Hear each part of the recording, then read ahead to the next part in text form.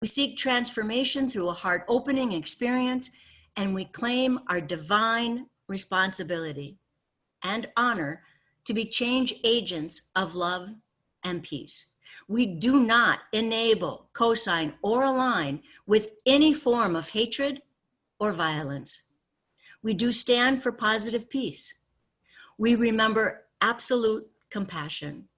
We bring radical love, and we believe in God with all its names. No matter who you are, what you look like, where you come from, who you love, we welcome you. We love you. The time is now. This is the revolution. So, welcome everybody. My word today, my word of blessing was forgiveness. Because really, when you think about it, what is forgiveness? Is it simply saying sorry? Does saying words sorry or I forgive you mean all is well? My grandbabies have to say they're sorry when they hit, kick, or bite one another. It's usually Nella. But Nakai will just pick up her chair without being asked and take it to the timeout corner. Because she's two, and because Phoenix is a pain. He's lovable, but he's a real pain. But she knows she just has to say, sorry. What if instead of just being a word, forgiveness could be a journey you take? This happened to me. Several decades ago, I experienced a traumatic event, one I thought of as my choice. Now, I really didn't have a choice, or at least not one without severe, even possibly deadly repercussions. It wasn't a choice I wanted to make. Last year, I was triggered again severely by political happenings that were going on. Society marginalizes women and demeans them in many ways. So I took that on as my truth about this choice. I was doing a Speak Boldly workshop with Rev Felicia at the time, and the teaching was forgiveness. We were asked to write down all the people, events that we had not forgiven. Now, I didn't back off just because the grief reared its ugly head. I stayed in it and wrote, spoke with the Rev, and had a spiritual direction meeting with her regarding this. She has those one-on-ones, and you can schedule them with her. I highly recommend it. Through all of this, I was healing. I returned home to my truth. I am made in the image of God, pure love. When I remembered that, like in the first step of the para technique, I became grounded, calm. I could release the hold that society had on me by believing their shame, stigmatizing disempowerment. I began to forgive myself. Forgiveness is hard. It may take time and practice. The real choice is saying, I'm sorry, and be done, or choosing the journey to forgiveness. The Revolution of Love is an important and unique ministry and movement. We are the spiritual work in the action of ministering to others, like all of you who come here for various reasons, from different faiths, philosophical beliefs, ideologies, or no faith at all. I invite you to support us with your prayers, continued presence, keep coming back, and monetary donations or tithing as you are able and called to do so. The Revolution of Love depends solely on donations to sustain this work. Thank you. Manny is going to provide information on how to give. Back to you, Rev. Thank you so much, Chris. Thank you. I think you just changed my entire sermon. So we'll go with it. You know, we'll just keep on rolling because that's how we roll. Get it? At roll? Oh boy. I better not quit my day job. Okay. So Manny, how about you? Manny, can you provide those Zoom service guidelines? Absolutely. Thank you, Reverend. Thank you, Chris. So the Zoom service guidelines that we should be mindful of is care and respect for self and others. Be real and be kind. Be mindful of service, start time and finish. Use pronouns given when addressing each other. Mute unless speaking. And be present in the time together. Enjoy. Thanks a lot, Manny. And yeah, thank you. Okay, so a word really quickly. Some of the email you haven't been receiving. I think they've been going to promotions or spam. So one of the first steps we're going to take to rectify that is, can you, each of you, actually email, or rather, pardon me, I'll try this again. Message Manny Figueroa in the chat, message him privately, and then just put your email. If you want to be on the list, then that way we can just consolidate the list, and hopefully the spam and the promotional stuff won't happen.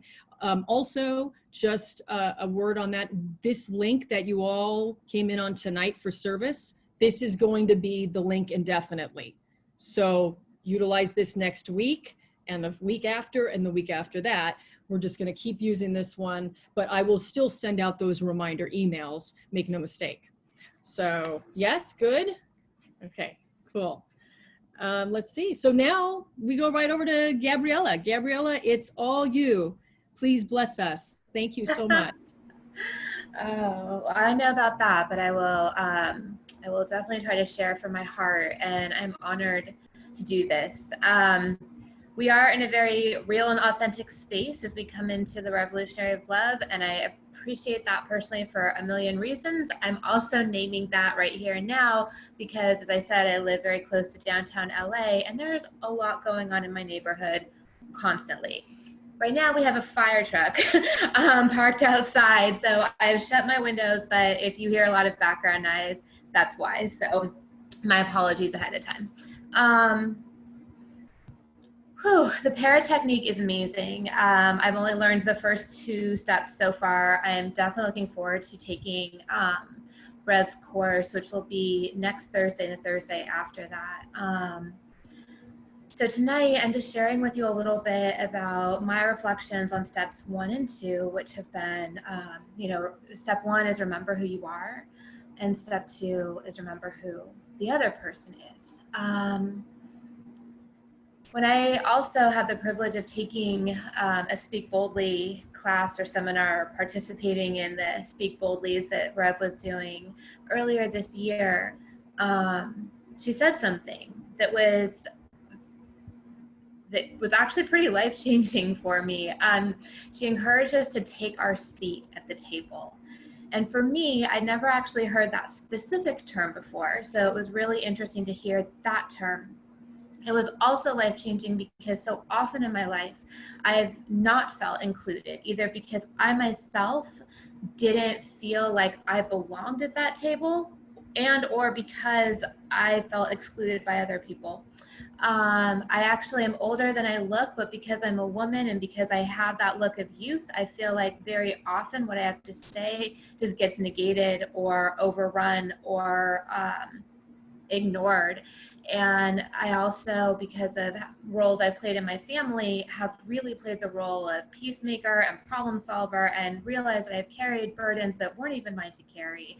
And so step 1 of returning to my own self and remembering just first and foremost that I am made in the image of God and I have a seat at the table was really pretty transformative for me.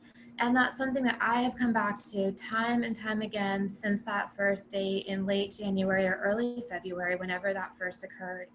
What I've also found is that when I am able to do that, when I'm able to return to my own center and take that breath and think, I am a theist, and so I do believe in God, and I believe in a God who is both intimate and communal, and to think that a powerful God actually wants to be in relationship with me is actually a very humbling and empowering image for my own self. And that again helps me to reclaim that seat at the table. And as I'm focusing and as I am centering, I actually also find my mind cleared in a way where I'm able to think more broadly and more deeply and even see other options. Because I don't know if this happens to any of you here, but sometimes when I get very stressed and anxious and frustrated or even excited, my field of vision begins to narrow a little bit, which means my options also begin to narrow a little bit. And I am recognizing that, and I am naming that, and I'm realizing when those options narrow, I feel more disempowered. But when I am able to take that breath, to come back to center, to remember who I am, that breadth of options increases. And that also helps me in step 2, which is that connection to the other person. And it gives me more options in terms of how I choose to relate in that moment. I definitely believe that we are all created in the image of God. And I believe that there is a difference between who somebody is at their core and what their actions are. And my faith tradition says that I am called to call out injustice, unjust actions and evil actions and things that are hurting other people. However, in doing so, I can't disconnect somebody else's humanity from who they are at their core.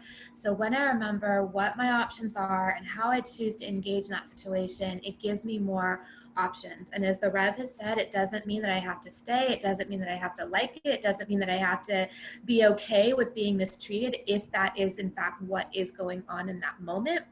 But how I choose to walk away, how I choose to respond.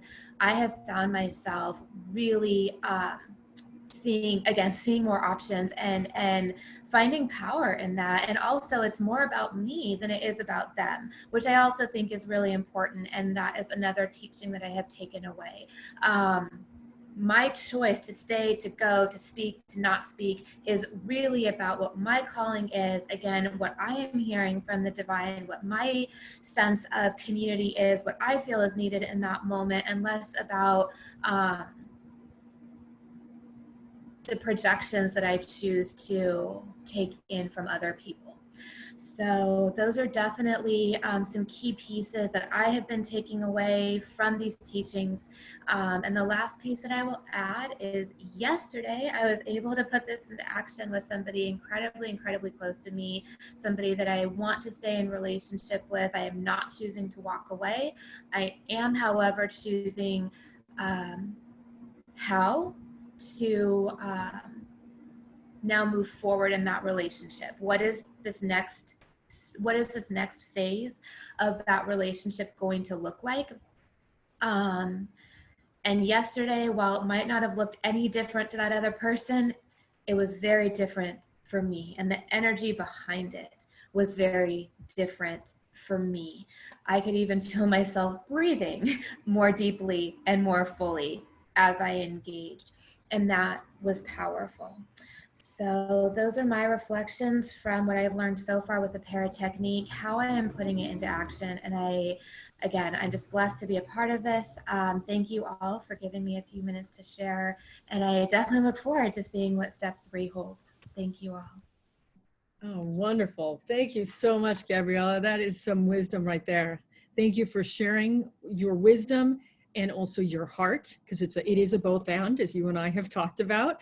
It is that both and that really makes for a revolution of love. So thank you so much.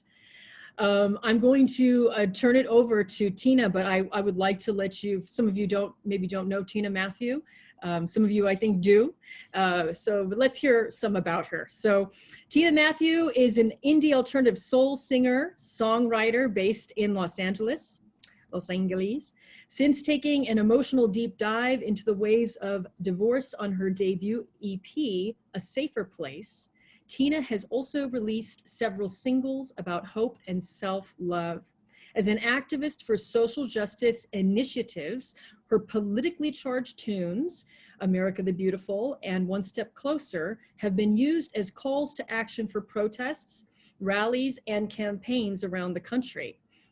Tina is currently working on a spiritual EP to be released later this year and is one half of the positive pop project Real fiction. For more on Tina, visit tinamatthew.com. And after she blesses us and sings for us, she'll probably post in the chat.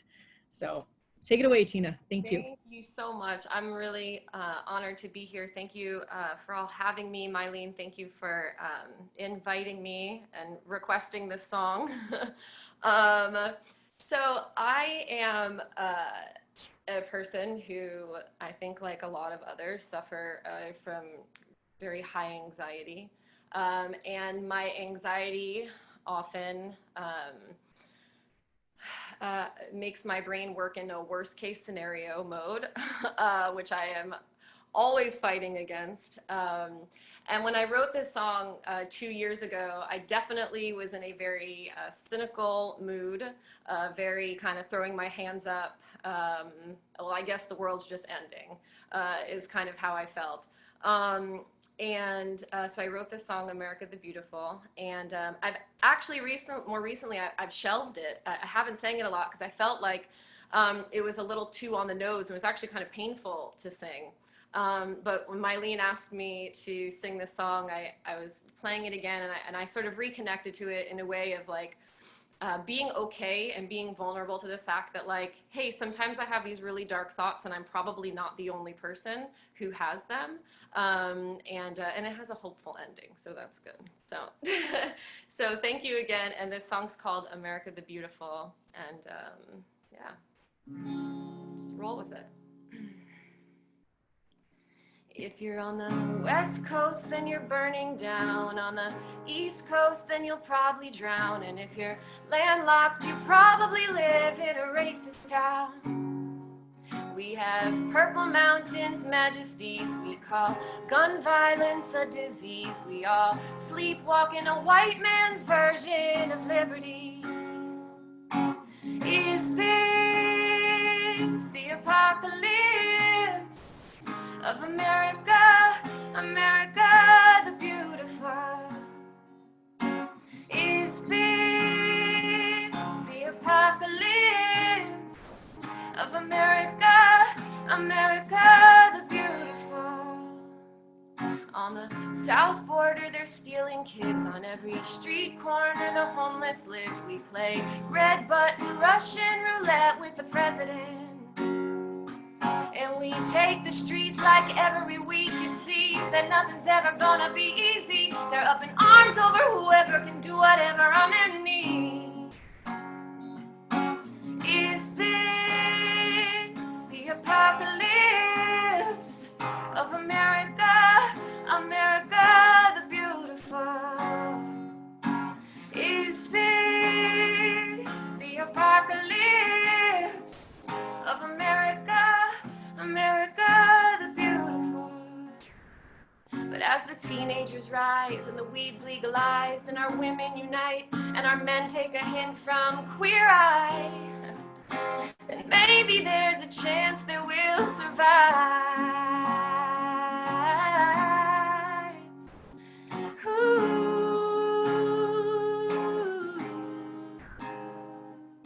America, America the beautiful. Ooh, la, la, la, la. America, America the beautiful. Sing it. Is this the apocalypse of America, America the beautiful?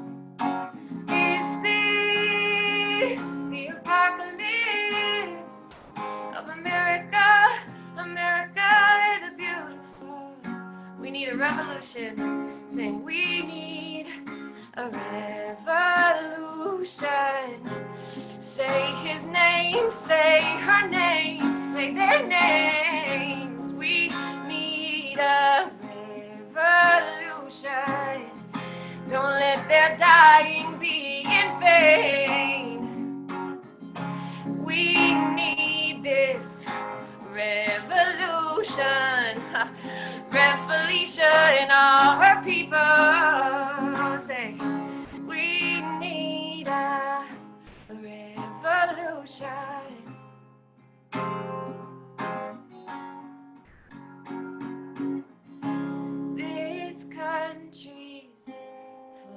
secrets. Oh, but I believe her, I believe her. Where do I pledge allegiance?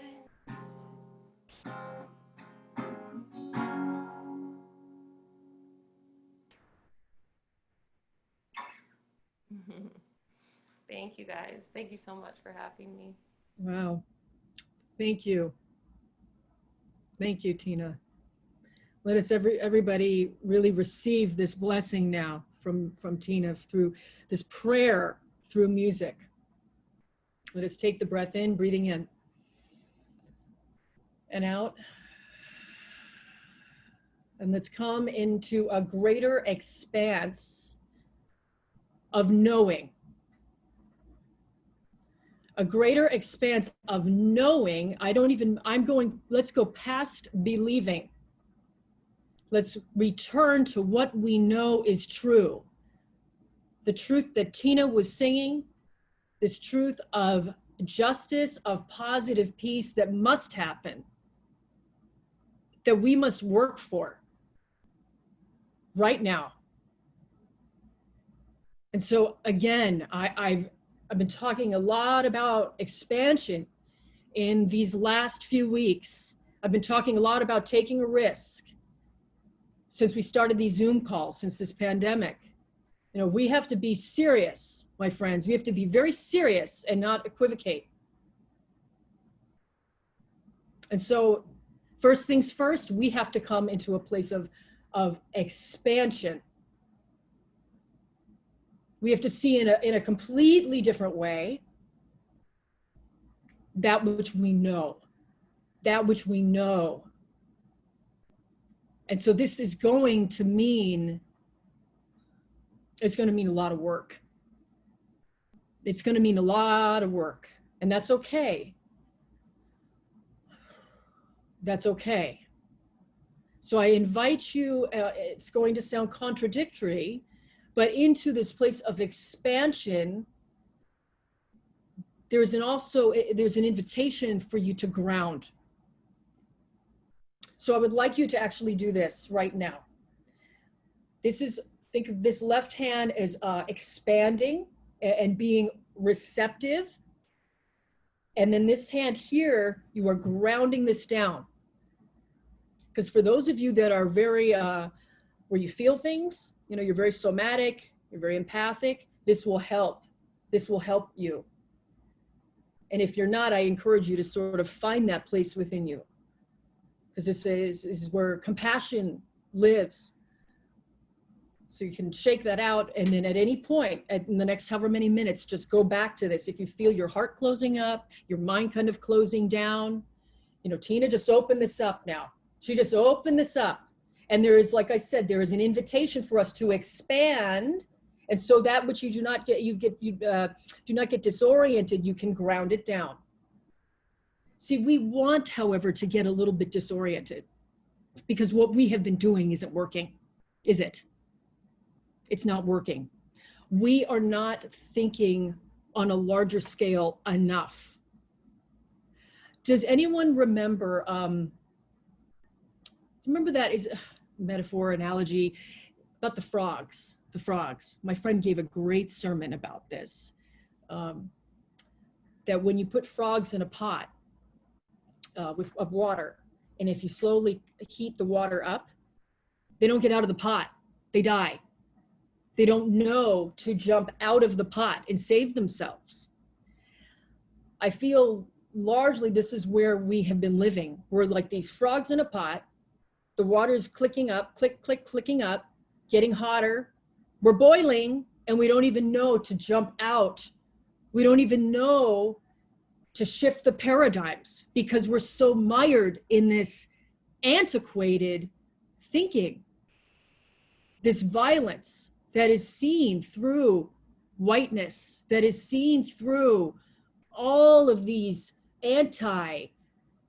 whether it's anti-Semitism or Islamophobia or anti-LGBT, whatever it is, it's been infiltrated into our systems. It's all of us, no matter your racial identity, no matter your orientation, no matter how much privilege, it's actually our bigger work, our biggest work is to extricate from these cycles of violence. That's what like a huge part of the revolution of love is about, is extricating. So that means that we have to actually become aware.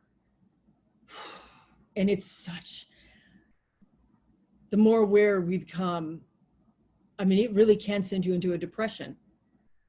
And so that's why actually the para technique is a very important spiritual practice. It's not solely a conflict resolution tool. This is important for our well-being as you are coming out of the matrix, going down the rabbit hole, that you can in fact find respite and find a place of refuge. And Gabriella spoke to it, finding her center, you know, putting this to practice. So let's review this. Let's review this para technique. Now, for those of you that are brand new, that way you can get on board and the whole 9 yards. So I'm going to take another breath and feel free. And if you'd like to do this, keeping in with this expansion, this knowing that we are reclaiming, as well as grounding ourselves down. So that way we can be very steadfast, so that way we can be very balanced and equalized. Amen. And so when I was about a year into this ministry, I was living in the Bay. It was 2013. And I went to a Barnes & Noble bookstore, and I met a man there who we had a conversation. He found out that I was a minister, and that, of course, being the way I look, as Gabriella said, you know, being a female, looking younger than I actually am. I'm 92, in case you didn't know. Just kidding, I'm not. No, but I look younger, and being attractive, actually, believe it or not, that has been something that's, I've gotten a lot of hits around that. And I don't mean that as a pompous thing. I'm just speaking what I've seen. So he actually, you know, didn't really believe I was a minister, and it just kind of went from there and whatever. This is when it got interesting, though, is when he said, wait a minute, so would you officiate a same-sex marriage? And I said, yes, I would, and I have. And that really ignited him. That really ignited him. He did not like that. I guess, made him uncomfortable, and so he started speaking a lot of vitriol. Now, because I had been in a practice for a long time, I listened and I was able to discern, is this necessary for me to stay here? And something in me said to stay and to kind of wait it out. And so that's what I did. When I got home is when I wrote the para technique. And there's something very powerful, as you know, you've been on this journey, to actually writing something down and actually beginning to name things and go, oh yes, I was practicing it that way. And so that's why much of what I'm going to tell you tonight, you might already know this, but it's about naming these things and having it very practical. So this is a go-to for you. This is like you just pull out of your pocket and you've got these tools. So the first thing that I realized I had done with this man when I got home is I recognized that I had remembered who I was. And so one of the ways I was able, so number one, the first step is remember who you are. As I was sitting, talking with him, as he was talking with me, the whole time I was in a place of groundedness in my center and remembering who I was, remembering who I am. And for me, I also am a theist. I'm very expansive. I'm very eclectic. But I will say it like this, that I remembered I am made in the image of God. Imago Dei, image of God. You might want to change that out for you and say that you are made in pure love, that you are connected with your higher self or your highest self. However it works for you, please do. Please fit it for you. I recognized that I was very much grounded and connected in my Imago Dei. And so from that place, I was sturdy and I had taken my seat, yes, at the table. I had taken my place on the earth. Now, this doesn't mean, I can't highlight this enough. This doesn't mean a place of narcissistic spirituality. No, this goes on a lot. Like people, bless our hearts, we're just little earthlings. What teacher once said that to me. Sometimes you're coming into new thoughts and new ideas, and there's a narcissistic kind of spiritual thing that goes on. You know, I am God, I am the divine. That's not this first step. Remembering who you are is about a wonderful equilibrium. It is a boldness, but there's humility, my friends. There's a humility. So you remember who you are in this pure love, in this Imago Dei, yes. And you invite it in. And as I've been saying, is you cannot equivocate. You can't equivocate on this any longer. You have to take this in. I know this can be very hard. This can be very hard for those of you that might have those self-value issues. I get it. I've been there. That might have that the self-love, the self-worth. It's almost like a sandpaper on a wound. It's like, you know you need it, but you can't receive it. I'm inviting us all to take it on board. Take it on board. So remember who you are, my friends. This is integral. This is an integral part of your spiritual know-how and your spiritual life, your life. The second thing that I did was I remembered who he was to me. Well, how you probably think, well, you didn't even know him. No, I didn't. This is when we're talking about in the upper realms, the upper room, the upper realms. This is like you go rise up like the brand, this is Kabbalistic sort of, upper branches of a tree. Upper branches of the tree where you're seeing a higher perspective, highest perspective. So from that place, absolutely, this person and myself, we are connected. I am seeing him in his Imago Dei, and I am recognizing it as such. And as I said to you last time, if something felt like I needed to course correct, some hate speech and vitriol that kept going, then it's about releasing. It doesn't mean I need to lose the connection though. See, this is tricky. It doesn't mean I need to lose the connection. It just means I can course correct. It means you can course correct. So number one, remember who you are. And number two, remember who someone is to you. And if at any point, like say you're in that second step and you are trying to remember who someone is to you, or you're just practicing it, like you wake up in the morning and you're practicing this and you can't get it online, that's okay. Just go back to step one then. Just begin again.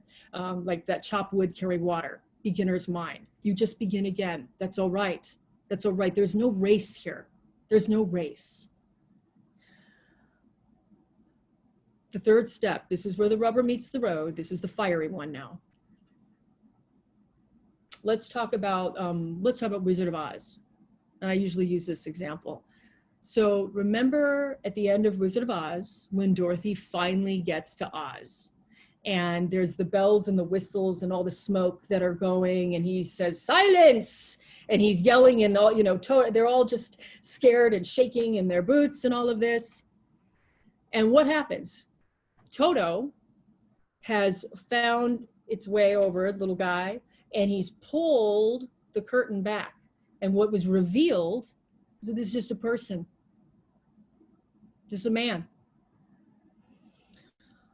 This engagement, this engage is where the third step lives.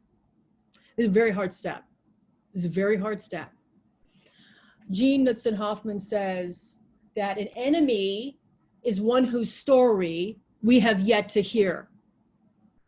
An enemy is one story that we have yet to hear. So you're remembering who you are. You're remembering who someone is to you. I'm looking over here like pretending that this person is here. And in this place now of engagement, I must stretch and I must maybe get a little uncomfortable because I need to understand. So through this engagement, I need to understand. I need to go beyond what is comfortable for me, so that way I can actually come into a holy agreement, a covenant, a holy agreement. This is the fire. This is the fire step, because you really have to bring the fire. It's not easy to do this. And we're living in a,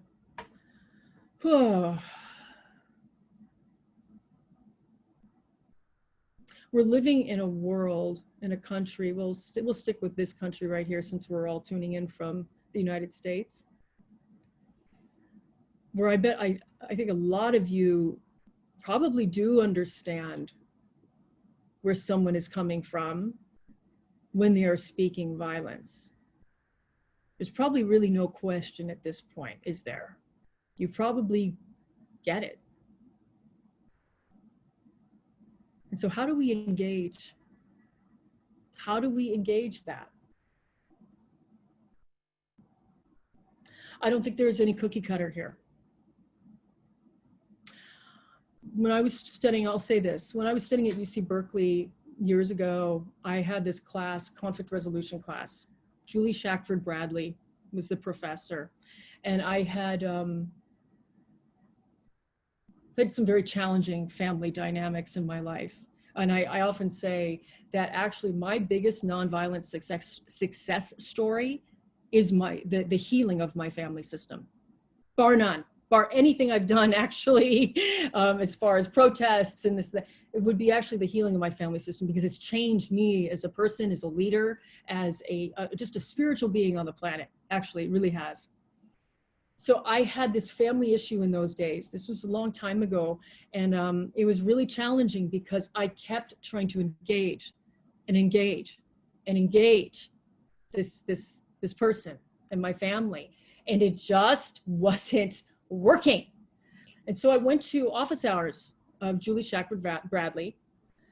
And I said, I don't know what to do. I just was honest. And I said, I don't know what to do. I'm doing all these different tools, all these things I'm learning in these classes. One of my majors was peace and conflict studies with an emphasis in nonviolence. I'm doing all the things. I've taken, I've done Imago therapy and Harville Hendricks and all these things, and it wasn't working. And she said something, she dropped this truth, and she said, both people need to be on board.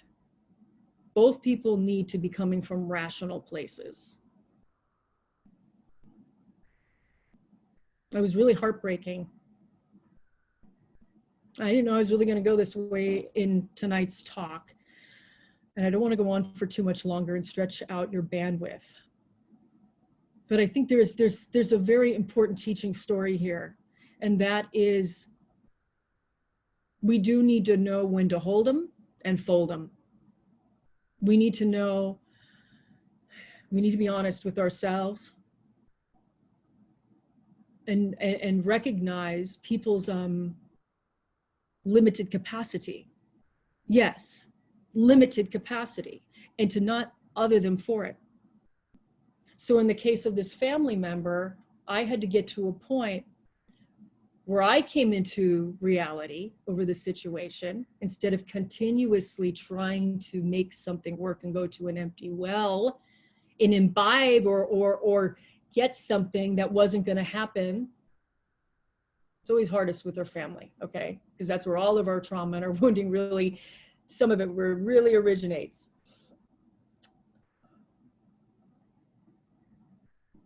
Yeah. And so the more we actually go back to that step one and have this solidity within us, things become illuminated. Because like I said, you're grounded. And then you can figure out, is this a place that I'm supposed to be? Am I really supposed to be engaging? Am I supposed to be continuously trying to engage? Now, the beauty part is this: if you're in a situation where it seems advantageous and rational and healthy, then by all means, you can fly with it. You can fly with this. And then you go even deeper into this fourth step. You go in deeper into the fourth step. But I guess for some reason tonight, I just wanted to lift up because there's so much dissension. There's so much division. And I think, yes, this is it. This heartbreak that all of us are feeling to some degree, this heartbreak and this grief of witnessing people's irrational psychology, people's crazy making thinking, and you can pull in all the reasons why, the stuff that was named at the beginning of the service, the stuff that Tina's talking about, the white supremacy culture.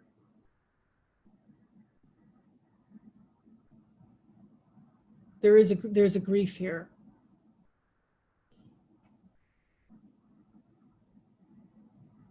And we are not meant to enable. We're not meant to enable or co-sign or accommodate anybody's violence. Amen. And here's the beauty part. The beauty part is this, that where you may come up against someone's wall in their humanity, where like they are literally disconnected from their, I mean, you're going, wow, they're disconnected from their Imago Dei, they're disconnected from their humanity. Where that might happen, there might be 10 other people, like people right now on this call, you, that are like, hey, let's do this. Let's create this revolution of love. And that, my friends, is the effervescent energy that we must cling to right now. This is in fact where we must stick here. We must cling to this truth, clinging to truth. This will keep us going. It'll keep our spirit rising and our spirits moving.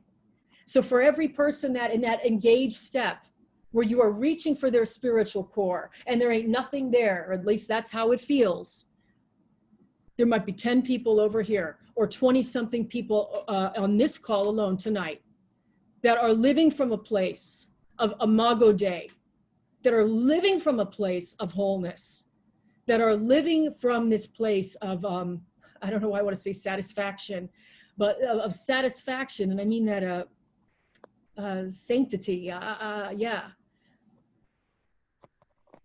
So let us glean from this right now.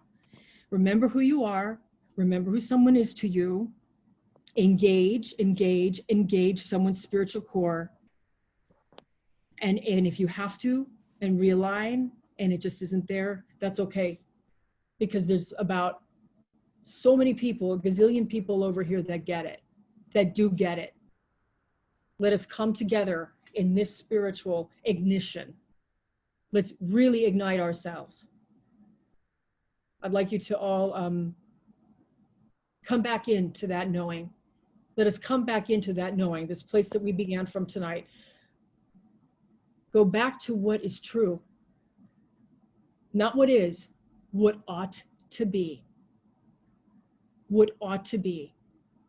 Let us live from this place, my friends. Let us live from this place.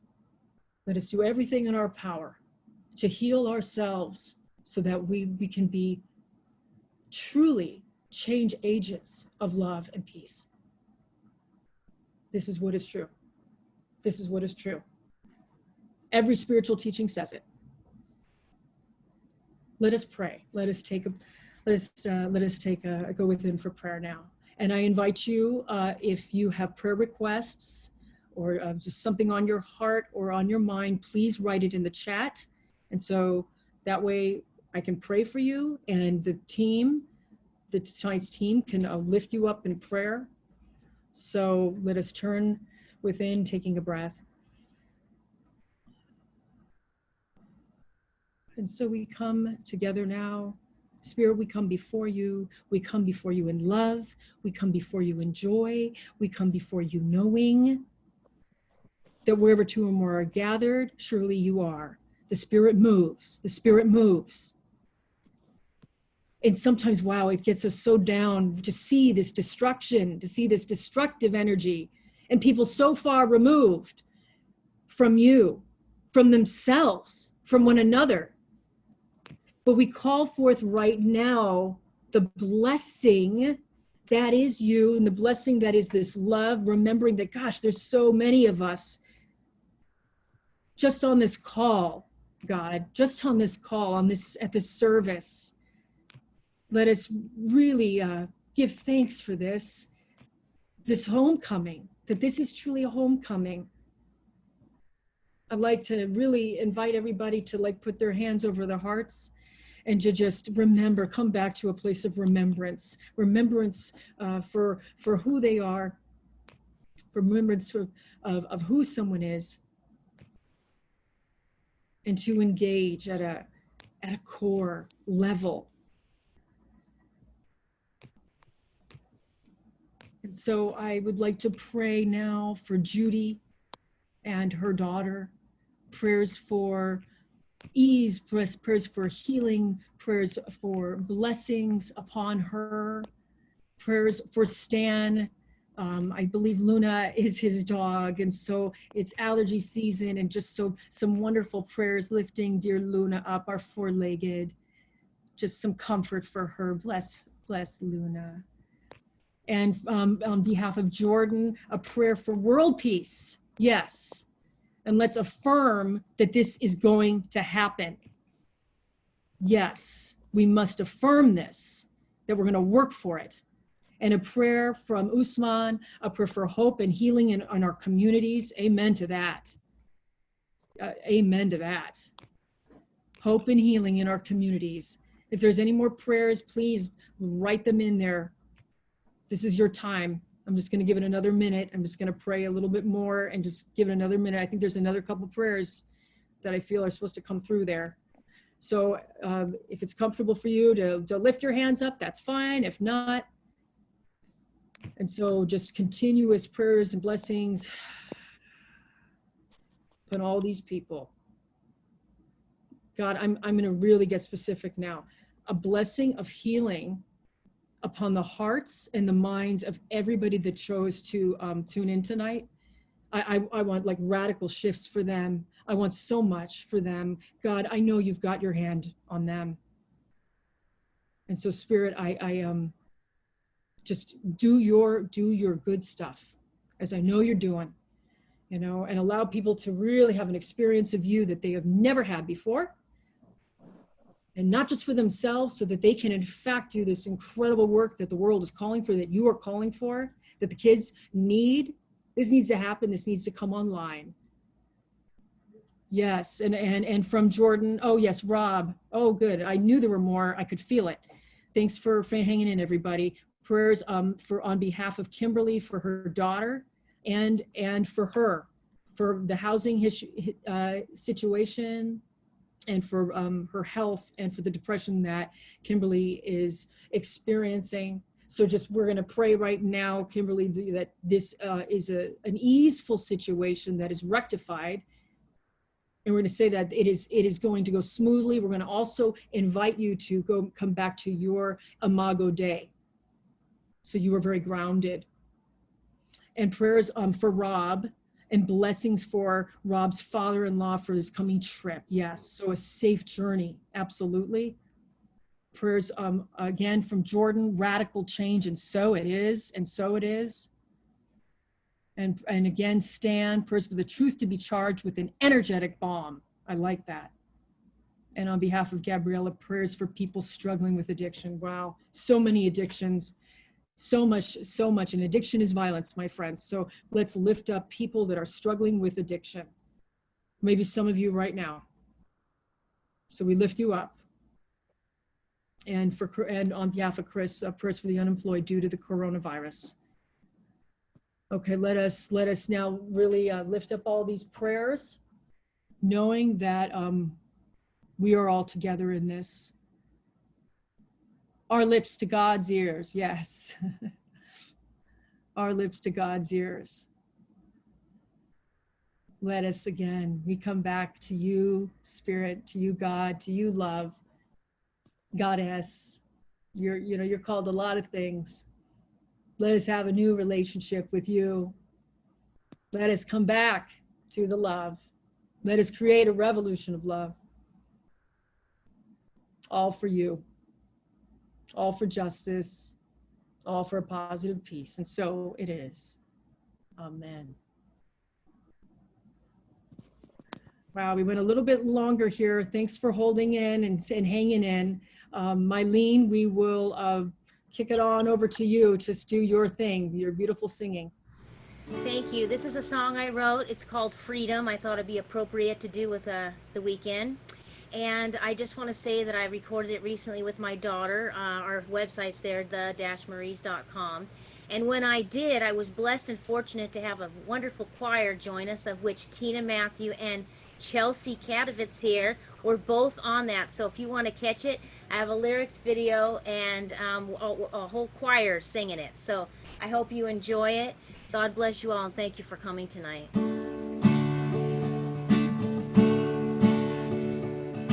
Freedom, what does it mean? No contribution to society, and no showing respect or being brotherly. Is that what it means to let freedom reign? Justice, what did you call? Do you let the poor take the fall? And does the rich man get it all? Is that your call? Justice for all.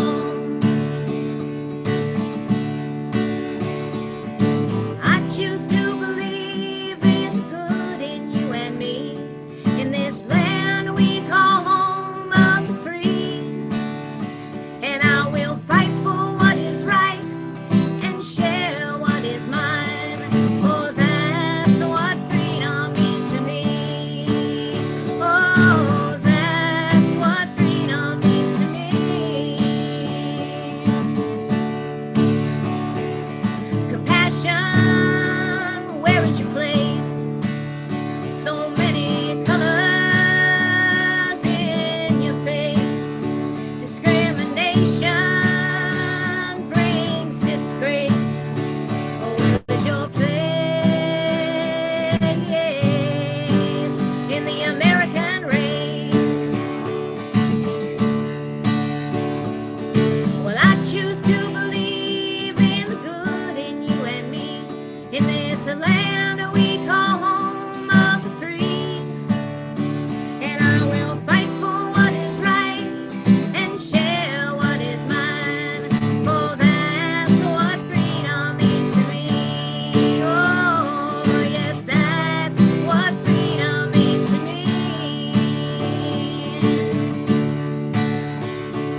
Oh, freedom, what does it mean? God bless you all. Thank you so much for coming to the revolution of love. Be kind to one another. Thank you. Thank you so much, Mylene. Thank you, everybody, for tuning in. And please take good care of yourselves. Remember who you are. Remember who someone is to you. And engage. And I think I'll go over a little bit more on that third step next time. There's a couple of little addendums that I didn't do. I did it different. I had to go with the spirit. I couldn't help it. So take good care of yourselves. And we'll see you next week.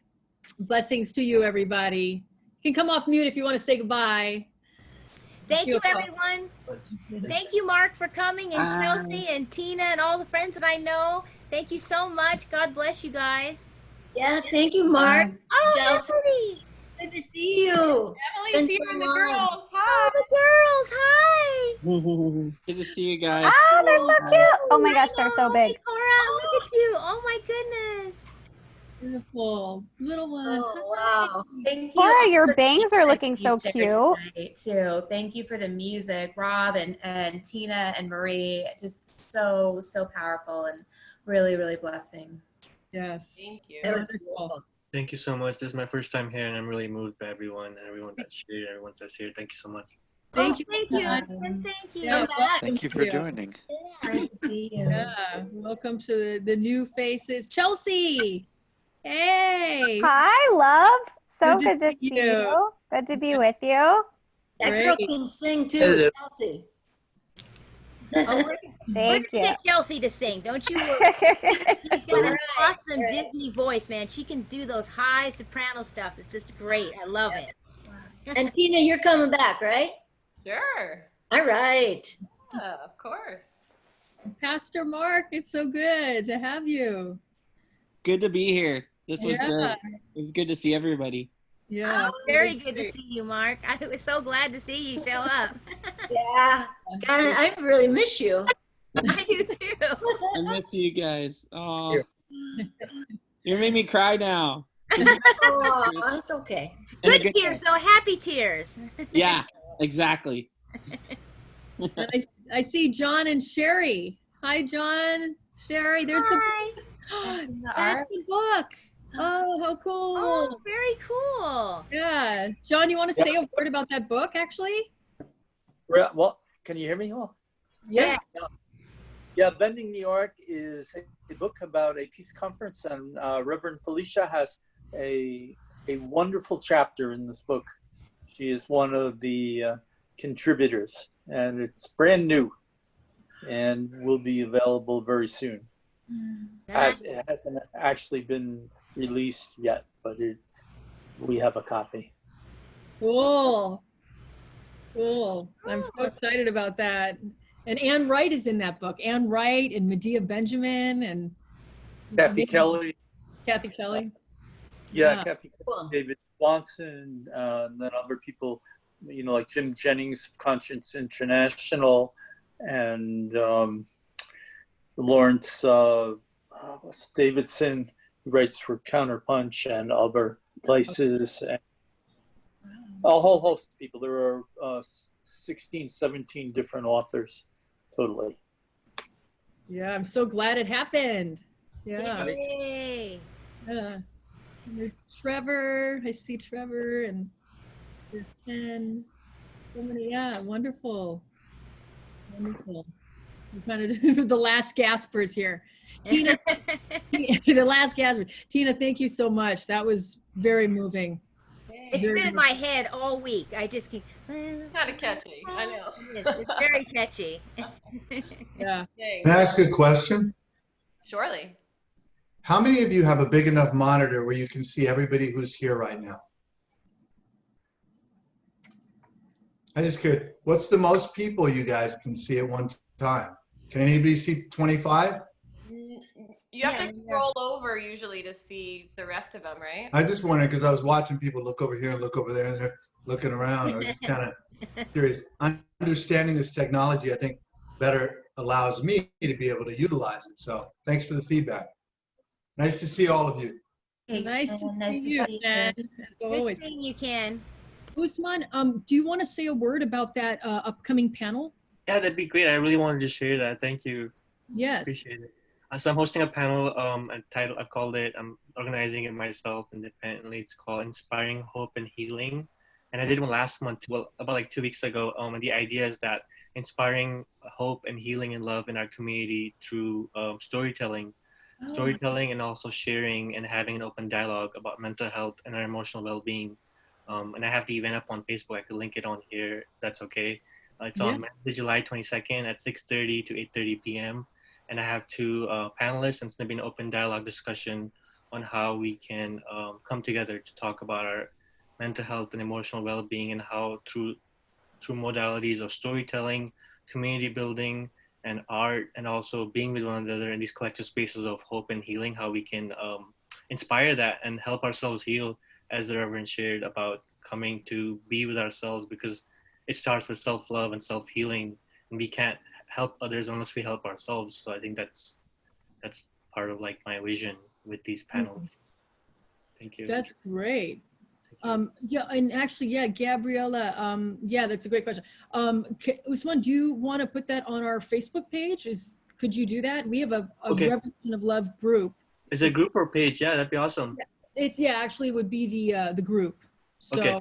please do put that on there so people can connect to you and attend. Let me link it to you right now. Yeah. One other thing I want to say, I'm glad you were able to bring back the fellowship after the service. That's a blessing, I think. That's what I think. I don't know. Yeah, we this could have impromptu. Like I said, we don't want to let go. Yeah. So, but thank you for sharing that. That just sounds really, really powerful. Yeah. You said that you've done this panel once before and now you're doing it again. Did I hear you correctly? Yeah, that's correct. I did one earlier, and I had I focused on men and mental health and talking about like toxic masculinity and talking about norms and how we need to normalize conversations about mental health and emotional well-being, and also that we need to decrease the stigma around it so people can feel that they can talk about these things and feel more open about mental health specifically. That was sort of my vision, and I want to carry that on with people from different backgrounds and different roads, paths in life, because this is, you know, more than just like being able to talk about mental health. It's also about going back to that message of hope and healing, and how at this time it's so important more than ever that we have these open dialogues. So that's sort of why I'm doing this. Thank you. I love it. I love it. On here. Thank you. So you're yeah. So it was one you'll post it on the Facebook group page. Yes. Oh, there it is too. Okay, great. Okay. Are you able to open that link? I don't know. No, let me send you the RSVP form. That's my website, for my website. Okay. Yeah, the link works. Yeah, I was able to open it. Awesome. Oh, good. This is the RSVP link. This is the Facebook link if you want to click on Facebook. I think I sent it to Tina only, but let me link it to everyone. And then I can post about it in the event page or the group. Is that public, or do I need to add myself on the? It is a public group, but I can invite you to it, but it is public. Okay. So, Awesome. Yeah. So the event page is shared. It has all the info. It has the RSVP link, and this is completely free of charge. I'm doing this for the community, you know, for our community members and by our community members. And the idea is that we have an open dialogue as we're having here, which is great and so valuable. And I feel like we need to, personally, I feel like we need more access to these kind of spaces for people who are not as aware and don't have those resources or that support from their family to be able to attend these things. And also as allies, I think it's really important. Yes. Usman, we should talk offline. No, yeah. I'm definitely, yeah. Let's talk offline about this, because I've got a couple of ideas that just came to me. Thank you. Like maybe you might want to do a presentation. I'm already thinking of in terms like that. You might want to, it's like what Gabriella did tonight. Well, that'd be awesome. I'd love to have you and anyone who's interested on board as one of my panelists in the future, talking about your journey, because the idea is to talk about your life and your healing journey and your spirituality from a point of how you've come to be more vocal about it and be more vulnerable and be more open to talk about these things. So I think that's really valuable, and I'd love to talk more about that. Yeah. Awesome. Yeah. That is awesome. Vulnerability is so important, and it's so difficult. And I think part of the difficulty of toxic masculinity is that vulnerability in general, I think, is difficult for most people, but gender-wise, I just think a lot of men really struggle with that, and it kind of goes against that ingrained norm. So I'm focusing on males. My last panel was all male panelists, and people told me, why do you have all males? But I said specifically with men and mental health, it's very stigmatized, and because we live in a patriarchal sort of structure in society, I think if it starts from the males, it'll be able to be modeled for younger male youth, for females, for anyone, for any people of different genders, for children. I think that's important because we live, the reality is that we live in a male-dominated society, and it starts from the leadership of whoever has those sort of privileges to talk about these things. And then I think that's where it's really important. Yeah. Storytelling is so powerful. So powerful. Thank you. And you all are invited. We're going to have open dialogue so anyone can share about their experience, whoever's comfortable. We're going to have open sharing from the audience and from whoever's there. So I'd love to have all of you and share this with your friends. I don't I want to make it this inclusive event so you can share it with your friends, with your family, with your colleagues, with your networks. Great. Love it. Thank you. I just invited you to the group so that way you can post away. Awesome. Cool. Thank you so much. And thank you for being so welcoming and having me in this space. Feel like we're always connected and ran into each other, Reverend, but I haven't been able to attend. So I'm really, really happy to be here. Yeah. Likewise, my friend. Likewise. I'd love to share more about my journey whenever. Oh, I'll definitely message you. Thank you. Chris and Gabriella know that about me. I'll definitely, yeah, I'll connect with you for sure. Good way. Yeah. No, you're great about following up. I hate it when people are like, "Oh, I'm totally gonna call you," and you know that you're never gonna hear from that person again. But what I appreciate about you, Rev, is if you say, "I'm gonna message you" or "I'm gonna call you," Yeah. follow through. We got it now. We've got a revolution to build. And I think storytelling is really powerful because each person, whether they contribute to sharing, through open dialogue, through art, through leadership, through community building, that storytelling aspect is so powerful. As each of you shared today, some of you shared about your journey, and I think that's what's going to inspire people to feel hopeful and feel that healing and like be able to understand the importance of these things. Yes, absolutely. Absolute. Well, I think we should probably close it down. And yes, everybody have a wonderful evening. Thanks again for all of you coming and everybody who participated. So please take good care. We'll see you next time. Bye. Bye, Cora. Bye, Naomi. Bye, Emily. Bye. Chelsea. Bye, Tina. Bye, everybody. Have a great weekend. Yeah. What's left of it. Bye, everyone. Take care. Christine, Have you a good sounded week. great today. God bless you guys. Bye. And so to the team, if you want to jump on the other line, I'll be over there. Okay, sounds good. Okay. Bye. Bye, Trevor.